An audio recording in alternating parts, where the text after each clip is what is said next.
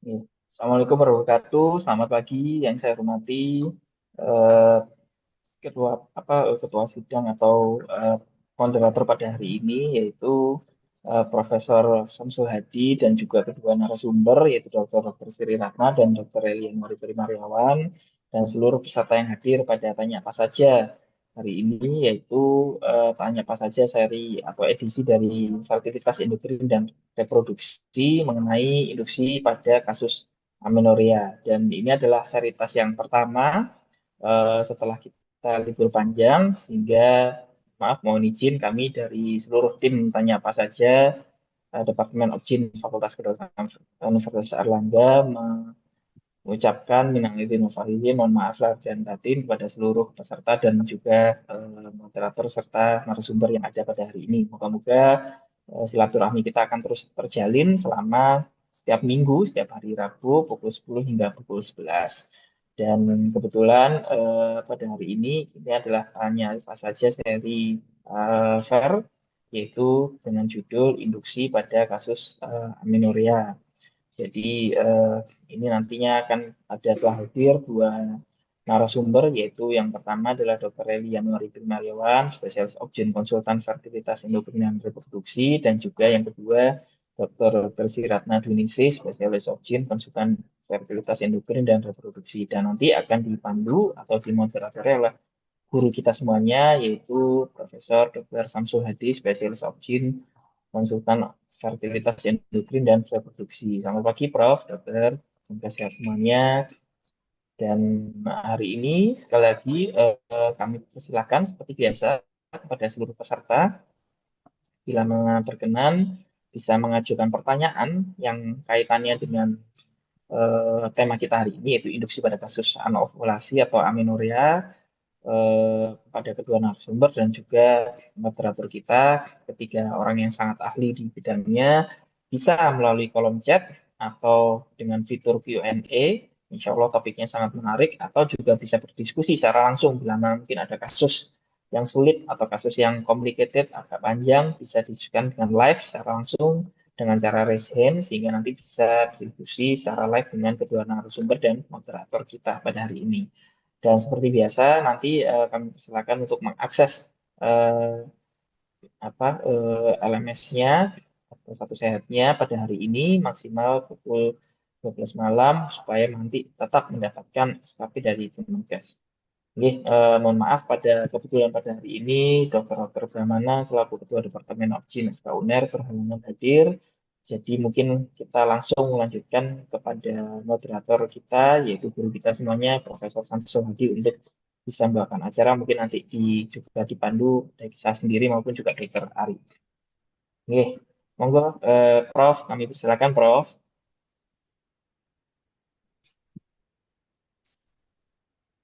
Prof Samsul, Sudah ada Assalamualaikum. pertanyaan yang masuk? Iya, Prof.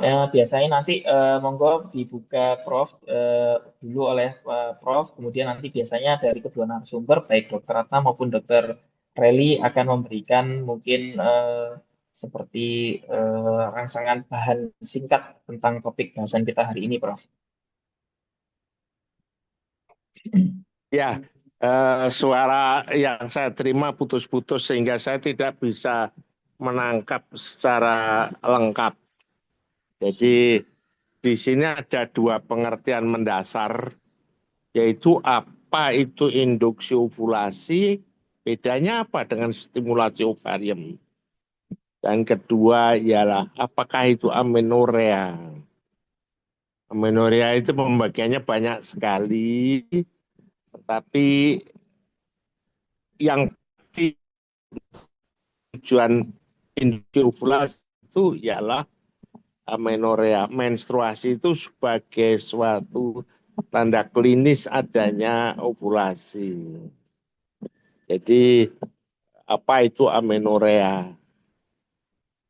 Kelainannya pada kompartemen 1, outflow, uterus, vagina, kompartemen 2, ovarium, kompartemen 3, pituitary, prolaktinoma misalnya, perprolaktinemia, dan kompartemen berikutnya ialah hipotalamus. Dan ditambah satu lagi ialah amenorea yang disebabkan karena disfungsi ovulasi. Ini yang paling banyak yang disebabkan karena sindroma ovarium polikistik. Monggo, silakan. Ya, Prof. Mungkin nanti seperti biasa kami persilakan kepada kedua narasumber untuk memberikan insight dulu untuk sebagai bahan pemancing diskusi. Monggo, mungkin Dr. Ratna atau Dr. Lee dulu. Silakan. Izin dulu, Saya dulu Pak ya. Reli. Oh, monggo Pak Reli dulu, silakan Pak Reli. Monggo Dok, Dr. Lee. Monggo. Oke, baik, terima kasih. Yang terhormat Prof. Samsul selaku moderator, yang terhormat para pemberi materi, dan juga panitia yang berada di belakang layar, dan tentunya pada semua peserta TAS pada pagi hari ini. Jadi topik kita membahas tentang induksi ovulasi pada pasien amenorrhea. Ya, saya sudah berbagi tugas dengan Dr. Ratna. Dr. Ratna mungkin nanti akan membahas induksi ovulasi dengan menggunakan obat-obatan oral. Sedangkan saya membahas tentang masalah dengan injeksi sepintas saja. Izin saya share ya.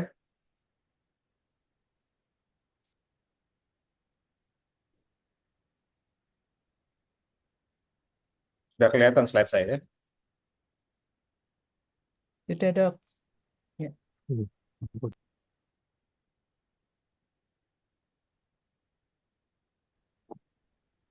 Oke.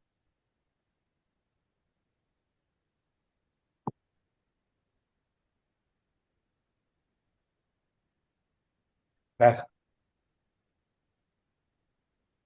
tadi sudah disinggung oleh Prof. Samsul bahwa tentang induksi ovulasi, apa itu stimulasi ovarium, ini harus dibedakan. Ya, kalau kita pada kasus infertilitas, apakah tadi ada di chat saya lihat, apakah masalah amenorrhea terus dilakukan induksi ovulasi ini pada kasus-kasus infertilitas saja? Tentu tidak selalu ya. Baik, kalau kita melihat pada kacamata infertilitas, maka infertilitas itu ada yang wanitanya ada ovulasi, ada yang wanitanya tidak ovulasi, anovulasi. Nah, yang kita bahas hari ini adalah induksi ovulasi pada mereka-mereka yang amenorrhea atau dalam kata kutip anovulasi. Jadi amenorrhea dan anovulasi itu hampir bersinggungan sangat erat sekali. Ya, walaupun tidak selalu bergandengan, tapi ada kondisi tertentu amenorrhea tidak berhubungan dengan anovulasi. Jadi kalau kita berbicara dengan anovulasi, berarti kemungkinan besar lebih dari 90% orang itu terjadi anovulasi. Nah, terus bagaimana anovulasi ini? Tentu kalau pasien infertilitas harus kita induksi ovulasi supaya ovulasi bisa terjadi kehamilan. Nah, anovulasi itu syarat hubungannya seperti saya bilang tadi, adanya gangguan haid ya atau amenorrhea. Gangguan ovulasi ada berdasarkan WHO ada kelas 1, kelas 2, kelas 3, kelas 4. Ya. Sedangkan yang ovulasi infertilitas kita tidak membahas pada hari ini. Kalau kita melihat dari klasifikasi amenorrhea, berarti WHO itu ada grup 1, yaitu ada hypogonadotrophic hypogonadism. Grup 2 itu normogonadotrophic normogonadism.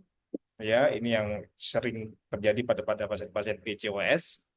Sedangkan grup 3 itu ada hypergonadotrophic hypogonadism, yaitu pada kasus-kasus orang-orang yang perimenopause, ya, atau failure ovarian failure, atau poor responder, dan yang grup 4 adalah hiperprolaktin ini ya.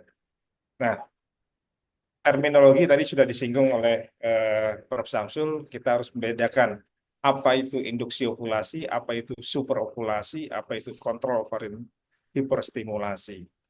Kalau induksi ovulasi berarti kita menginduce kondisi pada pasien yang tidak terjadi ovulasi sebelumnya, ya, pada kondisi pasien-pasien yang anovulasi sebelumnya. Terus kita bikin terjadi ovulasi, bisa dengan obat oral ataupun dengan suntikan, namanya induksi ovulasi. Sedangkan super ovulasi atau hiperstimulasi itu adalah pada pasien-pasien yang sebelumnya sudah terjadi ovulasi, cuma kita rangsang, kita simulasi agar terjadi ovulasinya banyak multi ovulasinya. Kalau induksi ovulasi kita cukup satu folikel saja yang kita induksi supaya terjadi ovulasi. Tapi kalau super ovulasi atau hiperstimulasi, kita banyak folikel yang kita harapkan untuk bisa terjadi ovulasi. Ya, sedangkan yang kontrol ovarian hiperstimulasi itu kita lakukan stimulasi dengan mengontrol kadar gonadotropin endogen dengan memberikan down regulasi dengan gen agonis, ya, sebelumnya, atau dengan antagonis, supaya endokrin gonadotropin endogen tidak ikut mencampuri pada saat kita melakukan hiperstimulasi. Nah, ini kalau kita lihat lagi perbedaannya, induksi ovulasi, superovulasi, kita lihat kalau induksi ovulasi pada pasien-pasien yang anovulasi sebelumnya, dan targetnya hanya cukup satu folikel saja, ya, dengan stimulasi dengan menggunakan obat-obat induksi ovulasi. Sedangkan superovulasi ini pada pasien-pasien bisa pada anovulasi sebelumnya ataupun yang sudah terjadi ovulasi sebelumnya. Targetnya adalah kita mendapatkan lebih dari satu folikel yang terjadi ovulasi, dan biasanya kita lakukan pada pasien-pasien yang mungkin program hamil baik dengan inseminasi pun IVF.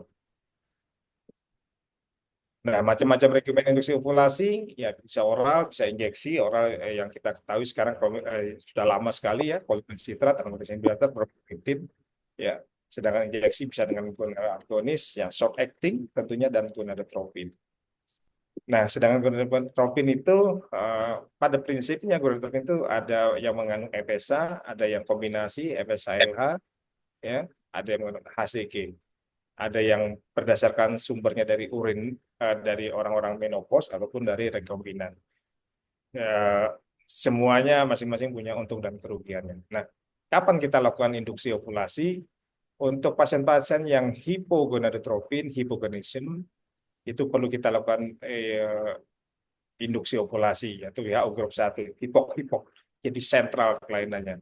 Itu selama ovariumnya masih berfungsi, kita bisa menginduksi ovulasi dengan memberikan gonadotropin eksternal. Sedangkan kita bisa memberikan gangguan ovulasi atau gangguan amenorrhea yang grup 2, yang pada pasien-pasien SOPK atau PCOS, itu bisa menggunakan dengan globin citrat ataupun dengan injeksi gonadotropin yang lainnya. Sedangkan pada pasien-pasien dengan premature ovarian failure atau poor responder atau yang grup 3, itu masih bisa kita memberikan stimulasi dengan injeksi, tapi dengan dosis yang cukup tinggi. Tapi itu pun juga belum tentu berhasil. Dan juga pada pasien-pasien yang bisa stimulasi, maka kita berikan induksi ovulasi. Nah, untuk induksi ovulasi, kalau yang grup 1 hipok-hipok, kita bisa memberikan gonadotropin eksternal dari luar, berupa bisa FSH ataupun harus dikombinasi dengan LH, ya, karena hipok-hipok, jadi kondisi kadar LH-nya cukup rendah, jadi kita orang-orang yang grup 1 pada WHO ini kita harus menambahkan LH, komponen LH di dalam gonadotropinnya. Memberikan stimulasi, kemudian kita monitor, kalau perlu kita sampai hari ke-6 setelah injeksi, kita lihat berkembang apa enggak. Kalau belum berkembang, teruskan lagi sampai hari ke-21. Ya, ini konsepnya seperti ini.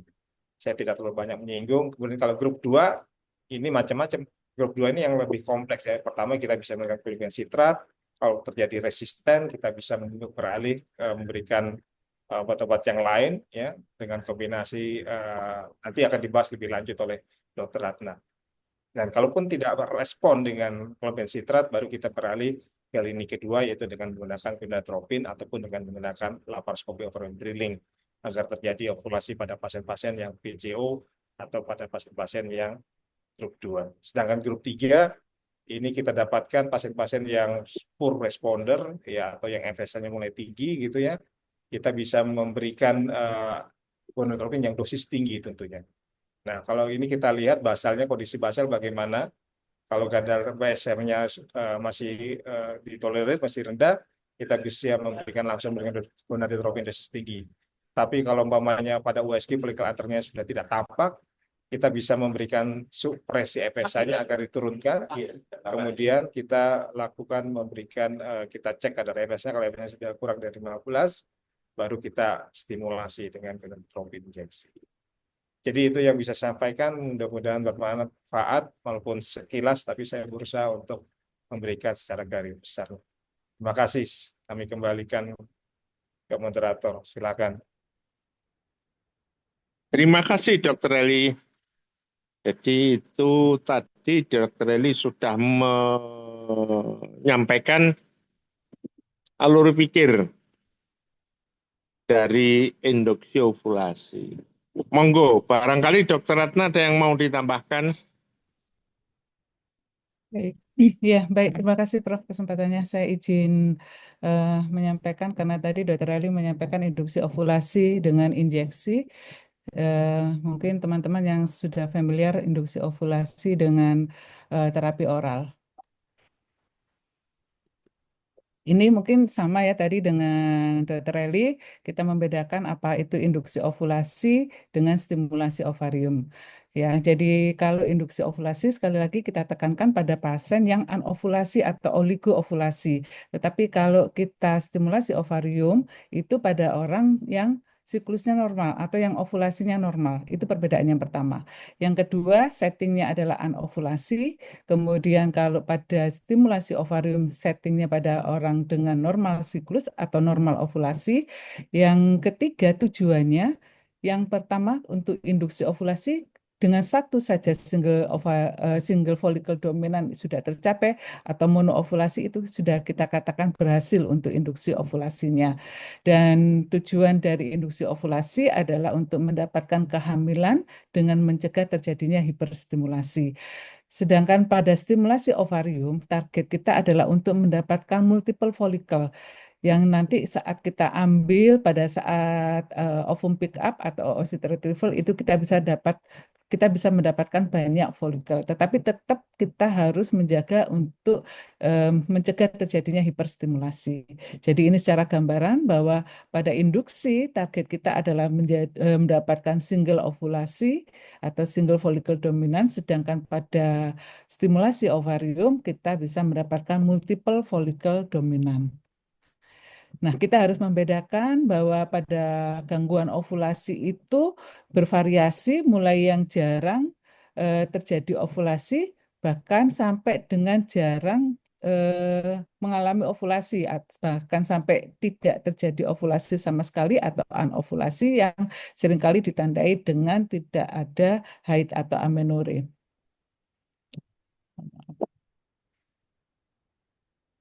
Ini tadi sudah disinggung oleh Prof. Samsul di awal dan sudah disampaikan juga oleh Dr. Eli.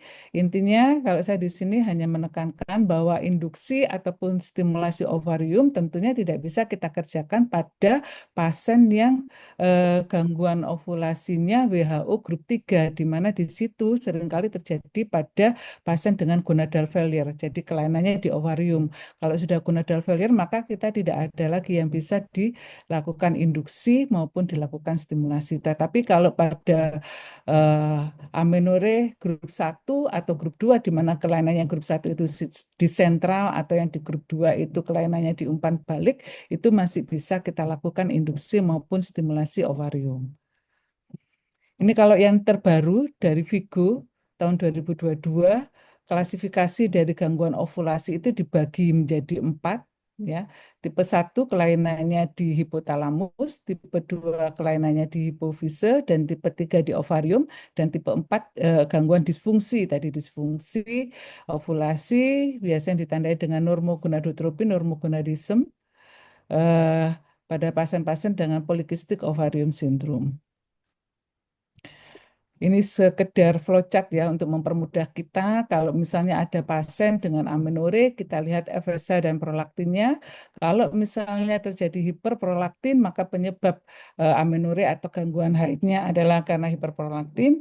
Bisa kita lakukan pemeriksaan pituitary imaging untuk melihat apakah ada makroadenoma, dan kita bisa lakukan pemeriksaan TSH. Dan terapinya adalah menurunkan kadar hiperprolaktinnya. Sedangkan kalau kita dapatkan kadar FSH yang tinggi, ini yang disebabkan oleh gangguan ovarium, gonadal failure, maka kita tidak bisa melakukan induksi maupun stimulasi ovarium. Kita terapinya adalah donor oosit kalau memang dia ingin punya anak. Kalau FSH-nya rendah, berarti kelainannya di sentral. Ya, kelainan di sentral bisa kita kenal dengan hipogonadotropin, hipogonadism. Maka ini yang terapinya bisa diberikan gonadotropin tadi yang disampaikan oleh Dr. Eli. Tapi yang dengan kelainan normogonadotropin, normogonadism ini pada sindroma ovarium polikistik kita bisa memberikan induksi maupun stimulasi ovarium secara oral. Jadi induksi ovulasi itu dengan cara mengangkat ya folikel yang awalnya mempunyai reseptor FSH yang rendah, karena FSH itu ada threshold untuk window thresholdnya, sehingga kita berikan FSH baik secara langsung dengan cara gonadotropin atau dengan memicu tubuh untuk mensekresi FSH lebih lama sehingga akan terpilih folikel dominan. Ini tadi sudah disampaikan Dr. Eli. Jadi di sini saya akan membahas induksi ovulasi yang oral, yaitu clomfencitrat dan aromatase inhibitor. Dua obat ini sama-sama mempunyai efek anti-estrogen, tetapi mekanisme kerjanya berbeda. Pada clomfencitrat, dia dengan menurunkan reseptor estrogen di sentral, hipotalamus maupun hipofise, sehingga tubuh menganggap seolah-olah kadar estrogen itu rendah. Karena estrogennya rendah, maka umpan balik negatifnya belum berjalan sehingga disekresi GnRH dan akhirnya disekresi gonadotropin dari hipofise. Karena waktu paruh dari clomfencitrat itu juga panjang ya, maksudnya bukan memanjang, juga panjang, sehingga sekresi dari FSH ini juga lebih banyak. Akibatnya pada pemberian clomfencitrat seringkali kita dapatkan multiple follicle yang berkembang. Sedangkan pada aromatase inhibitor, dia tidak ada penurunan reseptor estrogen di sentral, tetapi dia menghambat kerja enzim aromatase inhibitor. Jadi kerja enzim aromatase. Jadi kerja enzim aromatase yang merubah androgen menjadi estrogen itu dihambat oleh obat golongan aromatase inhibitor. Sehingga kadar estrogen menjadi rendah. Kadar estrogen yang rendah ini akan menstimulasi sentral untuk mensekresi GnRH dan gonadotropin oleh hipofise. Akibatnya FSH disekresi dengan konsentrasi dan window periodnya lebih lama. Akibatnya ada folikel yang terpilih. Dan dari terapi aromatase inhibitor ini seringkali kita hanya mendapatkan monofolikel. Jadi folikel yang berkembang hanya satu. Beda dengan clomfencitrat yang seringkali kita dapatkan multiple follicle development. Pada pemberian clomfencitrat, rata-rata 7 hari setelah pemberian clomfencitrat itu terakhir diberikan, 7 hari kemudian terjadi lonjakan LH, sehingga misalnya kita tidak sempat melakukan USG untuk monitoring folikel, tapi idealnya kalau kita melakukan induksi maupun stimulasi ovarium, kita lakukan monitoring untuk perkembangan folikelnya. Tetapi kalau misalnya karena sesuatu hal kita bisa menyarankan pasien itu untuk melakukan hubungan badan 7 hari setelah pemberian clomfencitrat terakhir, karena di situ diperkirakan terjadi lonjakan LH yang akan diikuti dengan terjadinya ovulasi. Ini pemberian induksi ovulasi dengan klomfensitrat. Kita selalu melewati dengan dosis yang rendah dulu atau dosis titrasi dengan dosis 50 mg kalau per hari selama 5 hari yang diberikan antara haid hari kedua sampai dengan haid hari ketiga.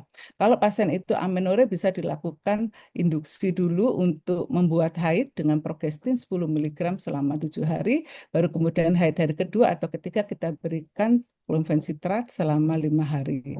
Kalau misalnya setelah 6 siklus kita berikan klomfensitrat tetapi tetap belum terjadi kehamilan, kita katakan klomfensitrat gagal.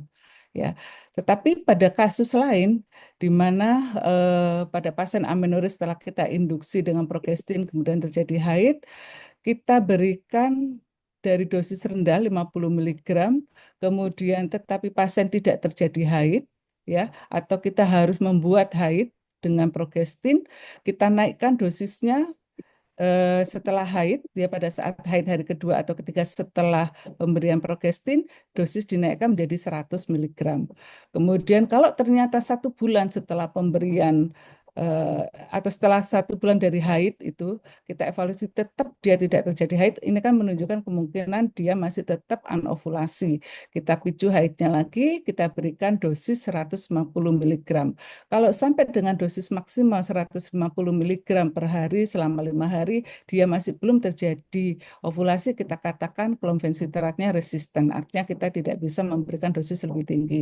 Walaupun memang dikatakan ada yang memberikan sampai dengan 250 mg per hari, tetapi dari FDA mengatakan bahwa dosisnya sebaiknya tidak lebih dari 150 mg. Kalau kita melihat ini 3 pemberian secara meningkat ya dari dosis rendah sampai dengan dosis maksimal 150 mg, ini butuh waktu panjang. Sehingga ada lagi metode lain, yaitu step up untuk melihat apakah dia resisten terhadap klomfensitrat atau tidak. Jadi ini dalam 1 siklus kita sudah bisa melihat apakah pasien tersebut mengalami resisten dari klomfensitrat atau tidak. Jadi kita awali dengan pemberian klomfensitrat. Kalau di sini diberikannya mulai dari hari ke-5 sampai dengan hari ke-9, kemudian dilakukan ultrasound pada hari ke-12 atau hari ke-14 dari haid hari pertama. Kalau tidak ada folikel dominan, dosisnya langsung dinaikkan menjadi 100 mg. Diberikan selama 5 hari, kemudian di USG lagi hari ke-16 dan 18. Kalau dari hasil USG belum terjadi folikel dominan, kita bisa menaikkan lagi menjadi 150 mg dan kemudian dilakukan USG pada hari ke-26 sampai dengan 28. Tergantung kita USG awalnya pada hari ke-12 atau hari ke-14 dari haid hari pertama. Kalau ternyata ini tetap tidak terjadi folikel dominan, maka kita katakan klomfensitrat resisten. Ini kalau dilihat dari sini kita dalam 1 siklus haid aja kita sudah bisa melihat bahwa dia resisten klomfensitrat. Kalau dari yang pertama tadi kita menunggu 3 siklus atau 3 bulan untuk menyatakan dia resisten klomfensitrat. Jadi dengan cara step up ini kita lebih cepat menentukan diagnosis apakah pasien itu resisten klomfensitrat atau tidak. Ini efek samping dari klomfensitrat biasanya yang ringan ada nyeri kepala, rasa tidak nyaman di payudara, kemudian nyeri di pelvis ya, atau bahkan ada keluhan mual. Bahkan walaupun jarang ada yang mengeluh adanya gangguan dari penglihatan. Kemudian resikonya karena tadi klomfensitrat itu menyebabkan multiple follicle development, maka resiko terjadinya multiple pregnancy akan lebih tinggi. Tetap karena multiple pregnancy, resiko terjadinya keguguran juga akan lebih tinggi dan resiko terjadinya ovarium hyperstimulasi syndrome. Beberapa penelitian mengatakan ada hubungan antara ovarium cancer dengan breast cancer dan endometrial cancer dengan penggunaan klomfensitrat. Cuman di SPERAF itu dikatakan bahwa memang belum ada hubungan yang pasti antara obat induksi ovulasi dengan kejadian ketiga cancer tersebut. Tetapi memang dikatakan bahwa kita sebaiknya tidak memberikan terapi klomfensitrat terlalu lama karena angka keberhasilannya juga tidak akan meningkat. Obat induksi ovulasi yang kedua adalah aromatase inhibitor. Di Amerika Serikat ini masih off label ya. Jadi penggunaan pada aromatase inhibitor itu hampir sama dengan klomfensitrat. Kalau dia amenorrhea maka kita buat withdrawal dulu, kemudian kita berikan pada saat haid hari kedua atau ketiga dengan dosis yang rendah terlebih dahulu, 2,5 miligram. Kalau 6 siklus dikatakan juga AI gagal. Kalau ternyata eh, setelah dosis maksimal yaitu 7,5 miligram per hari selama 5 hari untuk aromatase inhibitor tetap tidak terjadi eh, ovulasi atau tidak terbentuk folikel dominan, maka dikatakan aromatase inhibitor resisten. Nah, pada kasus yang resisten inilah kita mulai beralih ke injeksi gonadotropin.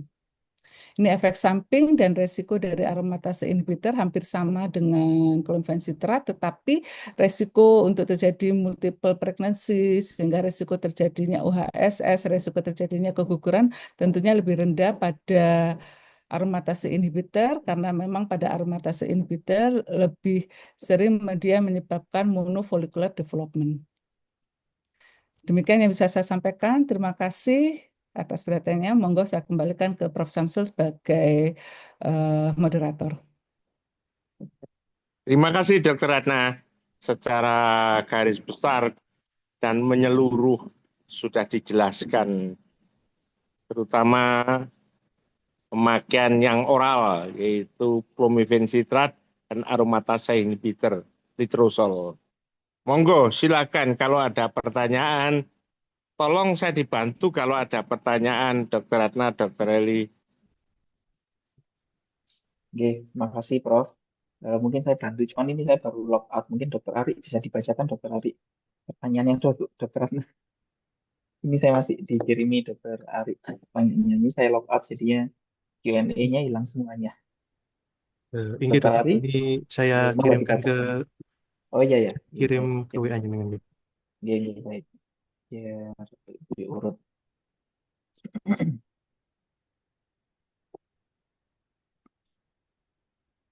Oke, mungkin ini ada beberapa pertanyaan yang sudah masuk. Kurang lebih tadi kalau salah ada 6 pertanyaan yang masuk. Saya coba urutkan sesuai dengan pertanyaan yang ada. Oke, jadi ini mungkin dari awal apa?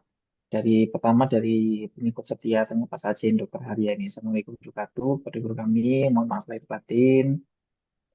Izin bertanya, apakah tindakan induksi ovulasi selalu berkaitan erat dengan program kehamilan? Artinya mungkin apakah indikasinya itu selalu untuk promil, istilahnya mungkin gitu ya. Jadi perlukah induksi ovulasi dikerjakan pada wanita amenorrhea tapi yang ya tidak promil, matur nuwun atas ilmunya. Monggo.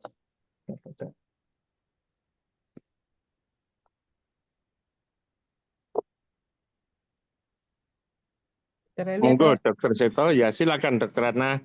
Oke, mohon izin saya nanti mungkin Dr. Eli menambahkan ya. Kalau saya pribadi, saya memberikan induksi ovulasi ini pada pasien-pasien yang memang ingin punya anak karena salah satu tujuan tadi adalah untuk mendapatkan single konsepsi yang sehat ya. Jadi kehamilan yang sehat.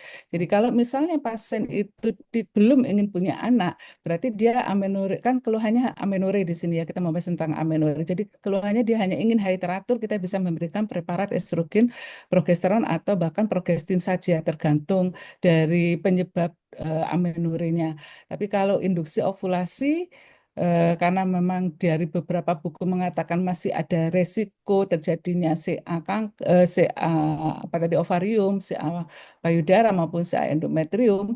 Jadi kita lebih berhati-hati walaupun di beberapa buku mengatakan tidak ada hubungannya, tetapi kita lebih baik berhati-hati dalam pemberian induksi ovulasi. Jadi kalau saya hanya memberikan induksi ovulasi pada pasien yang ingin punya anak saja. Tapi kalau dia hanya ingin membuat haid teratur, kita bisa memberikan terapi hormonal saja. Demikian Prof. Kalau saya, monggo Dr. Reli mungkin mau menambahkan. Ya, terima kasih Dr. Ratna. Barangkali mau ditambahkan, Dr. Eli. Dokter Eli sedang terlempar sementara. Mungkin Dr. kalau Seto. Prof. Iya, Dokter Eli lagi terlempar, Prof. Lagi keluar dari Zoom-nya, mungkin sinyalnya kurang baik.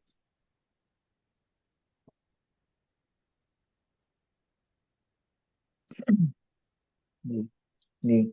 Mungkin kalau izin bertanya saya lanjutkan ke pertanyaan berikutnya, nih. Mungkin sementara ini sambil menunggu Dokter Eli juga gabung, mungkin nanti Dokter Eli juga berkenan menambahkan. Jadi yang kedua mungkin pada pasien kita ngomong mungkin belum terapinya gitu. Saya coba urut-urutkan pertanyaannya dulu. Jadi pertanyaan berikutnya ada yang bertanya, pasien kalau amenorrea 6 bulan, usianya sudah 38 tahun, saat diperiksa FSH-nya 70. Apakah sudah bisa dikatakan POI atau mungkin ada pemeriksaan yang lain yang bisa diperiksa? Monggo, Pak Dokter.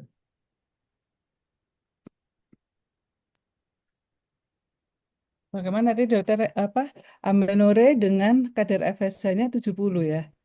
Usianya sudah 38 tahun, Oh, iya. aminorenya 6 bulan, Dok. Nah, ini apa sudah POI apa belum? Atau mungkin ada pemeriksaan lain yang untuk memastikan lagi. Ya, mohon izin menjawab Prof. Samsul. Jadi kalau saya pasien ini usia 38 tahun dengan FSH-nya yang sudah tinggi ya 70. Mungkin kita bisa mengulang sekali lagi pemeriksaan FSH ini kalau dia memang tinggi, memang sudah menunjukkan kegagalan ovarium atau fungsi ovariumnya sudah menurun. Dan kalau ditanya apakah ada pemeriksaan lainnya, kita secara sederhana bisa melihat cadangan folikel dengan melakukan pemeriksaan antara follicle count dengan transvaginal sonografi. Atau kita juga bisa melakukan pemeriksaan kalau yang lebih lagi bisa dikombinasi dengan pemeriksaan anti Mullerian hormon. Jadi kalau dilihat dari kondisinya memang dia sudah mengarah ke arah menopause dengan kadar FSH sudah lebih dari 40. Ya, jadi kalau kelainannya pada ovarium, pabrik dari telurnya itu sendiri, ya kalau tujuannya untuk hamil, eh, memang agak payah. Tapi kalau tujuannya hanya untuk mengatur HE atau untuk HRT, hormonal replacement therapy, untuk mencegah terjadinya osteoporosis, lain lagi ngomongnya. Jadi tujuan kita ini untuk apa? Itu mungkin barangkali. Ya, makasih. Ada lagi pertanyaan? Iya, Prof. Saya coba bacakan pertanyaan yang lain. Ini dari ada pertanyaan anonymous attendee. Jadi yang lain ini nanti kita sudah masuk ke tentang teori induksi ovulasinya. Jadi saat memberikan dosis CC, tadi kan mungkin dokternya berikan tentang dosis CC-nya itu 100 atau 150, cara pemberian dosisnya terbagi 2 sampai 3 tablet sehari atau 2 sampai 3 tablet sekali makan sehari. Monggo, Dok. Iya, mohon izin Prof. Jadi kalau kita melihat tadi efek samping pemberian sisi kan ada ya, misalnya nyeri payudara, kemudian nyeri kepala, nyeri pelvis. Nah, untuk menghindari efek samping tersebut, memang efek samping tidak selalu muncul pada setiap orang, tapi kalau pasien itu kita berikan dosis sekali, kemudian muncul efek samping tersebut lebih baik dosisnya terbagi. Jadi kalau kita memberikan 100 bisa dibagi menjadi 2 kali 50 miligram. Kalau 150 bisa kita bagi menjadi 3 kali 50 untuk menghindari munculnya efek samping akibat pemberian klomfencitrat. Oke. Oke, baik. Terima kasih, Dokter Retna. Mungkin saya langsung lanjutkan karena ini lumayan, ini pertanyaannya lumayan banyak. Jadi mudah-mudahan Dokter Eli juga segera bisa bergabung. Jadi mungkin pertanyaan berikutnya, eh, pasien dengan pemberian HCG, tadi kan ada juga beberapa, atau mungkin kita ke letrozole dulu saja. Jadi kalau misalnya tadi kan masih dengan CC hubungannya kan, bila dengan CC tebal endometriumnya tipis, mungkin yang kita tadi sudah dijelaskan ada efek samping yang negatifnya, siklus berikutnya diganti ke aromatase inhibitor atau diberi semacam Proginova. Jadi kira-kira bagaimana, Dok, enaknya diberi Proginova, preparat estrogen, atau mungkin langsung aja diganti aromatase inhibitor supaya endometriumnya tidak tipis lagi. Demikian. Iya, kalau dari penelitian saya ingat penelitian ini dilakukan oleh Dr. Maya ya waktu SP1 dulu pemberian klomfencitrat, kemudian dilihat pola ekogenik dan ketebalan dari endometrium. Dari penelitian tersebut mengatakan bahwa setelah 3 siklus pemberian berturut-turut itu dia baru berpengaruh kepada ketebalan endometrium. Tetapi kalau kita melihat secara praktek klinis, memang kadang pemberian CC 1 kali dosis, 1 kali pemberian masih 1 cycle, ternyata kita evaluasi endometriumnya sudah kurang dari 7 mili. Nah, pada kasus seperti ini memang karena efek samping CC yang antiestrogen dan waktu paruh dari CC ini yang cukup panjang, half-life-nya tadi cukup panjang, sehingga pada saat fase sekresi itu endometriumnya masih terlalu tipis. Dan beberapa memang ada yang mengatakan pemberian estrogen di sini Proginova bisa membantu, tetapi kebanyakan jurnal mengatakan tidak terlalu banyak manfaatnya untuk membantu menebalkan endometrium. Mungkin Prof. Samsul dari pengalaman bisa menambahkan Prof untuk kasus ini, atau Dr. Eli kalau sudah gabung. Efek samping pemberian clomiphene pada endometrium ini prevalensinya kira-kira 15%. Ada memang yang menambahkan estrogen dari awal kalau dosisnya rendah, 2 mg kalau itu estradiol valerat. Tapi kalau itu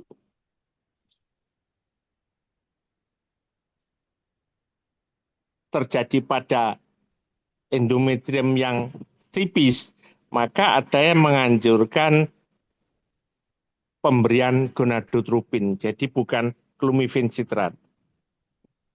Karena memang 15% karena clomiphene itu merupakan suatu preparat antiestrogen. Jadi memang menyebabkan efek samping endometrium yang tipis 15%. Itu barangkali yang bisa saya tambahkan. Barangkali ada pertanyaan lagi. Ini Prof, ini masih ada beberapa pertanyaan lagi. Jadi tentang kalau tadi dari CC mungkin sudah beberapa terjawab, mungkin lanjut ke aromatase inhibitor ini Prof, lanjut. Jadi kan kalau misalnya apakah aromatase inhibitor atau mungkin letrozole ini salah satunya boleh digunakan pada kasus non-PCO. Mungkin kan tadi kan biasanya kalau aromatase inhibitor biasanya lebih pada first line pada kasus-kasus yang aminore yang kelas 2, jadi di mana mungkin seringkali 80%-nya PCOS. Tapi kalau yang non PCOS, misalnya aminore biasa, bukan mengarah kepada PCOS, apakah boleh pakai letrozole sebagai first line? Mungkin maksudnya demikian. Dan perbedaan cara minumnya antara CC atau letrozole 2x1 atau 1x2, jadi sama seperti CC tadi atau 2x1. Temun.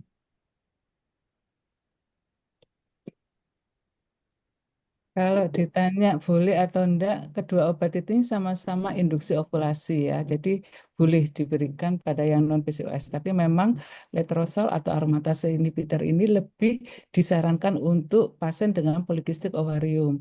Kenapa? Karena pada pasien PCOS itu kan folikel, kalau kita melihat antral folikelnya kan banyak. Jadi tadi sudah saya sampaikan kalau pada letrozole itu seringkali hanya monofollicular development, hanya satu folikel yang berkembang.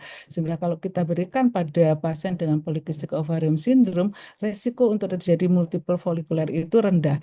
Resiko untuk terjadi multiple pregnancy akhirnya juga turun, dan resiko terjadinya UHSS itu rendah. Sehingga kalau ditanya apakah boleh diberikan pada pasien non PCOS, boleh diberikan. Tapi ya kita hanya mendapatkan satu folikel dominan.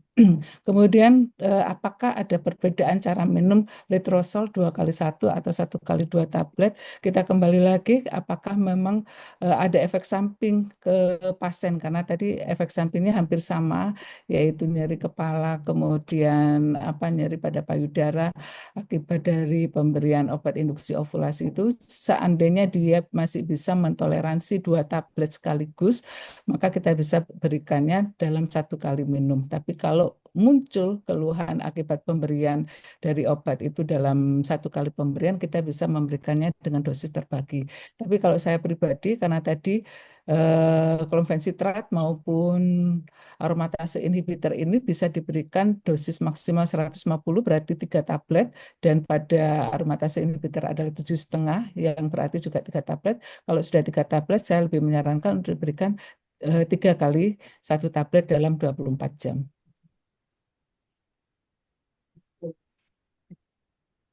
Masih ada pertanyaan lagi? Oke, gitu. Ini Prof, ini masih ada beberapa pertanyaan. Ini terutama tentang regimen induksi ovulasi. Tadi kan kalau pada PCOS itu khusus pada yang obesitas dibandingkan dengan yang lean PCO apa berbeda regimennya? Mungkin kalau lagi ngomong siap. Jadi biasanya pada apakah tetap dengan menggunakan CC atau AI atau memang kalau sudah dengan obesitas mungkin sudah kombinasi mungkin dengan yang lain mungkin dengan dexamethasone atau dengan yang lain mungkin sekaligus saya gabungkan pertanyaannya saya dengan bagaimana dosis dan cara pemberian metformin dan dexamethasone. Dok.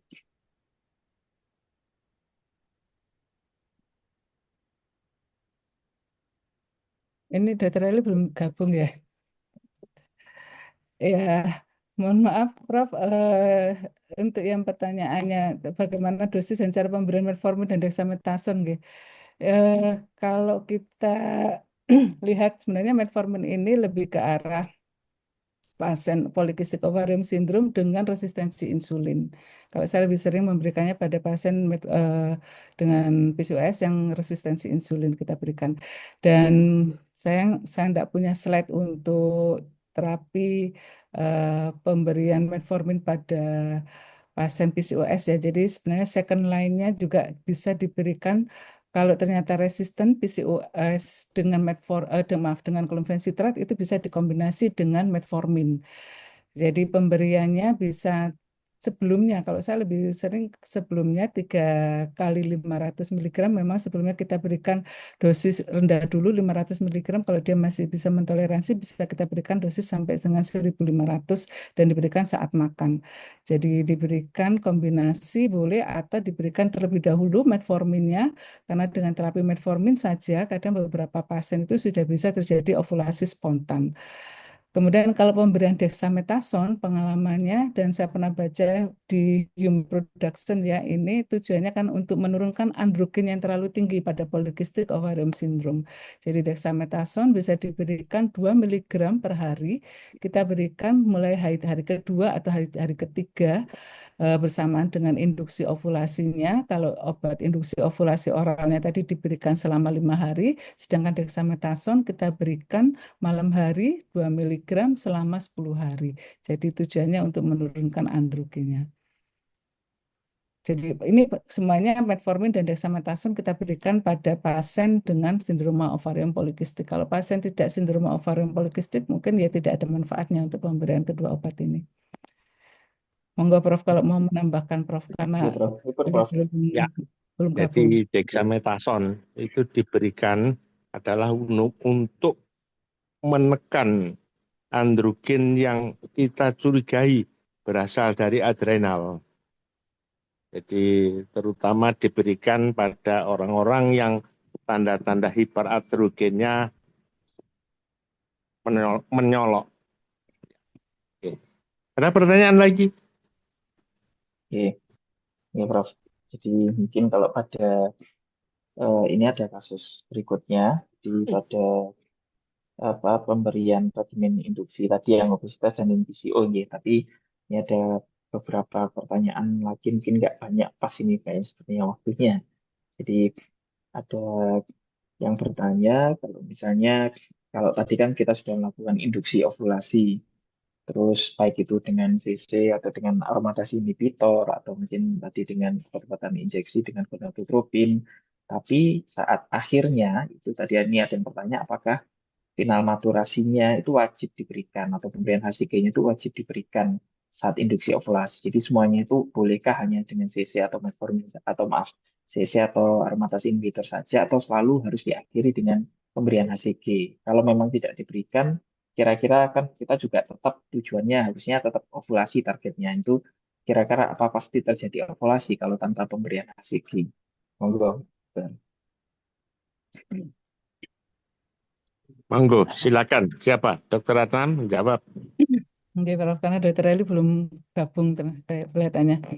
Jadi memang kalau kita lihat dari pengalaman ya, kita berikan obat induksi ovulasi, kita lihat pada haid hari ke-13 atau ke-14 folikel dominannya sudah terbentuk, sudah ada folikel de Graaff katakanlah.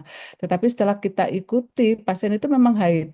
Kita USG pada saat haid hari kedua atau ketiga ternyata folikelnya itu masih ada.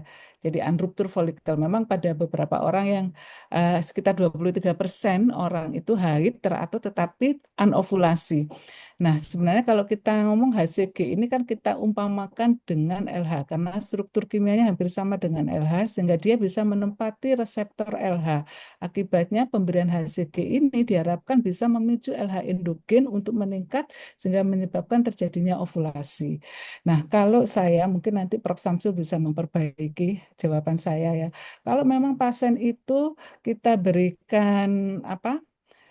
Kita tanpa pemberian HCG pada saat pertengahan siklus kita lihat ada folikel dominan, kemudian ternyata dia haid belum berhasil dan kita USG ternyata tidak ada reskis, artinya folikel itu sudah ruptur, sudah terjadi ovulasi, maka kita tidak perlu melakukan pemberian HCG, kecuali kalau kita mau melakukan tindakan inseminasi, karena HCG di sini sebagai apa ya?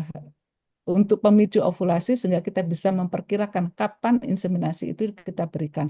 Tetapi kalau pasien itu hanya kita planning untuk dilakukan senggama terjadwal dan pada evaluasi dia terjadi ovulasi, pemberian HCG tidak perlu. Nah, pemberian HCG ini bisa juga memang harus diberikan kalau kita memang melakukan stimulasi ovarium pada kasus IVF karena memang pada stimulasi ovarium kasus IVF ini kan semua hormon endogen itu kita lakukan blokade ya, kita regulasi, kita atur istilahnya kita atur hormon endogennya sehingga kita memerlukan HCG ini untuk maturasi oosit sebelum kita lakukan oosit retrieval atau pengambilan oosit. Jadi singkatnya kalau kita hanya melakukan senggama terjadwal dan pada evaluasi sebelumnya ternyata sudah terjadi ovulasi, maka HCG tidak perlu. Tetapi HCG perlu diberikan jika memang ternyata setelah induksi ovulasi kita lihat eh, folikelnya hanya besar tetapi tidak pecah, baru kita berikan HCG. Atau kita berikan HCG kalau memang kita melanjutkan induksi ovulasi dengan inseminasi intrauterin atau kita lakukan stimulasi ovarium pada kasus IVF. Monggo Prof kalau mau menambahkan Prof. Jadi setiap pemberian terapi itu ada indikasi, syarat, dan kontraindikasi. Saya setuju dengan Dr. Ratna. Jadi pemberian HCG itu harus ada indikasinya. Tidak boleh sembarangan semuanya kita kasih HCG. Karena pemberian HCG pun ada ruginya. Jadi saya kira kita jangan semua orang kita kasih HCG. Harus ada indikasi, syarat, dan kontraindikasi. Itu aja tambahan dari sana. Ada pertanyaan lagi? Bu Prof, mungkin ini sekalian bisa jadi yang penutup mungkin lebih ke teknis ini Prof. Kalau misalnya pada saat kita melakukan evaluasi dengan transvaginal ultrasonografi itu biasanya ada kasus yang meskipun haidnya teratur, tapi ternyata dari USG transvaginalnya didapat gambaran ovarium PCO. Nah, ini memungkinkan apa tidak di atau kita yang mungkin salah nilai kriteria PCO-nya mungkin ya itu belum PCO tapi kita PCO tapi sebenarnya haidnya pasiennya teratur. Terus kemudian yang kedua sekaligus kalau kita lakukan biasanya kan di haid hari kedua atau hari ketiga. Nah itu selain kita evaluasi ovariumnya sebenarnya apa saja yang bisa kita evaluasi pada saat transvaginal sonografi haid hari kedua atau hari ketiga. Iya, Mas Anung. Ya, kita ngomong polikistik ovarium, kita bukan ngomong polikistik ovarium syndrome. Ya, kalau sindroma itu kan gejala, kumpulan gejala.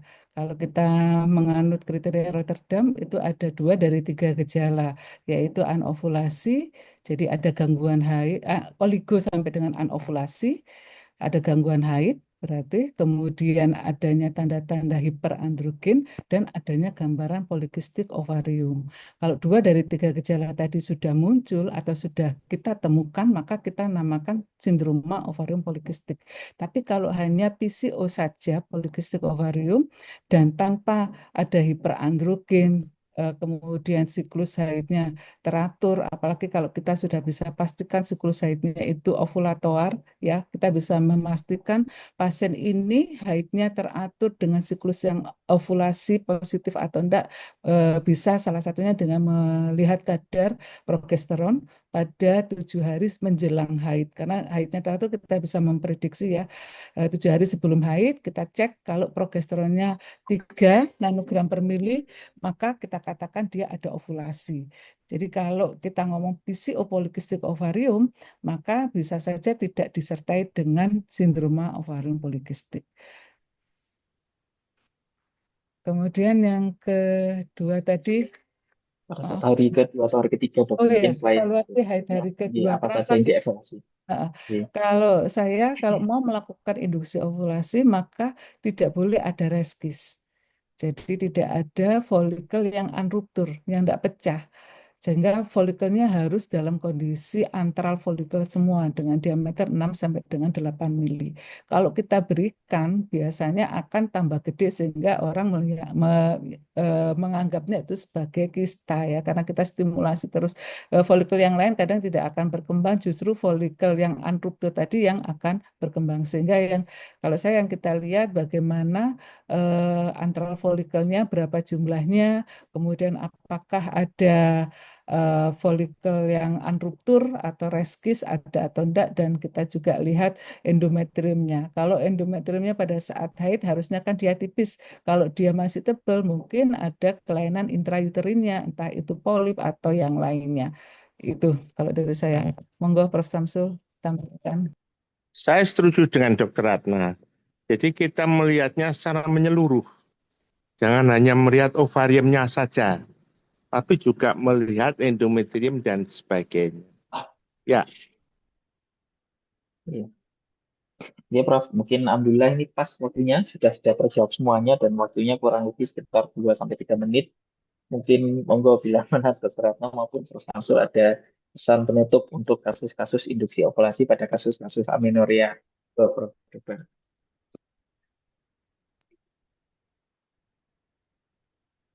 saya ini. Oke, Monggo monggo Prof. mungkin Dr. Ratna atau kemudian ditutup. Aku Prof. Ya. Samsul. Jadi kalau kita bicara induksi ovulasi dan amenorrhea, maka kita harus mengetahui dasar-dasar fisiologinya. Jadi amenorrhea ini adalah pada kompartemen 1, 2, 3, 4 atau disfungsi ovulasi. Nah, PCOS ini masuk pada disfungsi ovulasi. Gangguannya pada umpan balik. Jadi bukan pada organnya, tapi pada umpan baliknya. Nah, dan ini yang paling banyak. Nah, disinilah kita bisa memberikan clomifencitrat atau aromatase inhibitor, tetapi ada syarat-syarat khusus. Sebetulnya aromatase inhibitor itu bukan untuk induksi ovulasi, tapi untuk seamama. Oleh karena itu, dalam pemberian aromatase inhibitor, kita harus selektif.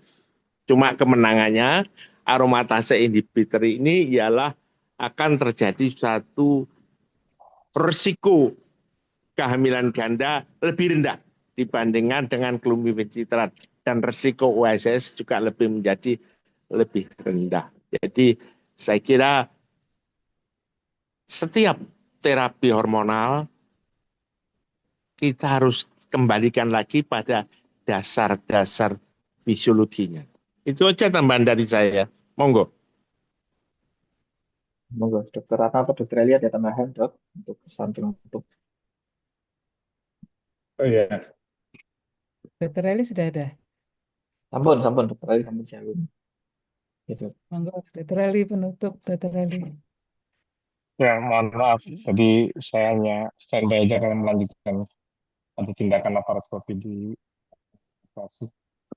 Jadi setuju dengan Prof. Samsul, memang kita memberikan obat-obatan atau melakukan stimulasi, apakah induksi sesuai dengan indikasinya.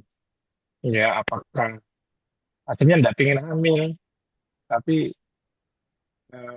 ingin populasi karena nggak susah gitu ya. Kalau nggak pengen hamil, nggak mau populasi, ngapain bersendiri gitu ya.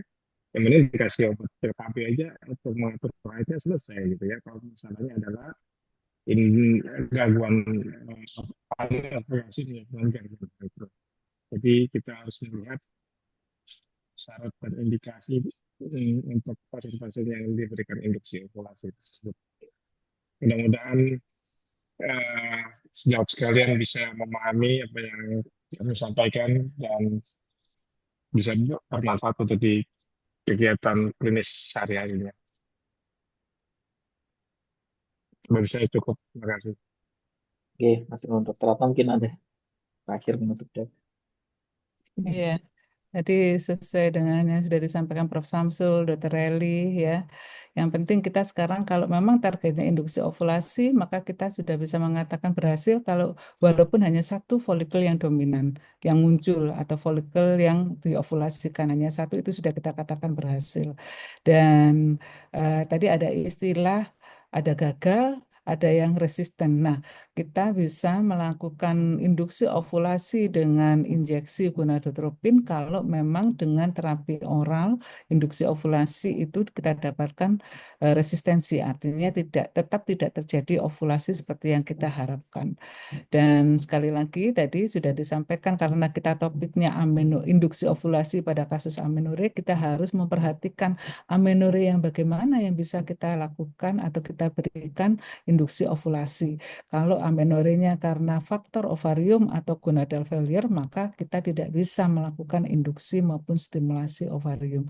Karena ya tidak ada lagi yang bisa dibesarkan karena cadangan ovariumnya yang sedikit. Dan mungkin ada juga nanti amenorrhea karena kelainan kompartemen 1 uterusnya. Nah, kalau pada kasus ini kita mungkin tidak perlu ya induksi ovulasi karena biasanya ovulasinya ada. Dia normal tapi dia tidak habis haid karena outflow-nya yang terganggu. Sekali lagi induksi ovulasi ini tujuannya adalah untuk membuat terjadinya kehamilan dan diharapkan kehamilannya single dan sehat. Oke, saya rasa itu dari saya, Dr. Seto. Terima kasih atas kesempatannya. Oke, Mas Nun, Dok. Mas Nun, Prof. Sudah berkenan untuk mengisi tanya apa saja pada seri fair pada minggu ini. Jadi saya hanya menambahkan saja bahwa janganlah induksi ovulasi ini digunakan untuk mengatur haid. Jadi induksi ovulasi ini benar-benar bertujuan untuk membuat ovulasi dengan harapan kehamilan. Itu aja. Jadi jangan untuk mengatur haid. Ya, makasih. Iya, Prof. Matur nuwun. Jadi sekali lagi terima kasih seluruh pertanyaan sudah terjawab. Insya Allah pasti banyak yang sudah mengerti dan terjawab pertanyaannya karena pertanyaannya sudah terjawab semuanya. Kita ketemu lagi pada acara tanya apa saja minggu depan setiap hari Rabu hingga pukul 10 hingga pukul 11. Sekali lagi terima kasih Prof. Samsul, Dr. Ratna, Dr. Eli sampai menyediakan waktu untuk menjawab pertanyaan-pertanyaan yang ditanya apa saja pada minggu ini. Kita akhiri. Wassalamualaikum warahmatullahi wabarakatuh. Matur nuwun, Dok. Assalamualaikum warahmatullahi wabarakatuh. Waalaikumsalam warahmatullahi wabarakatuh.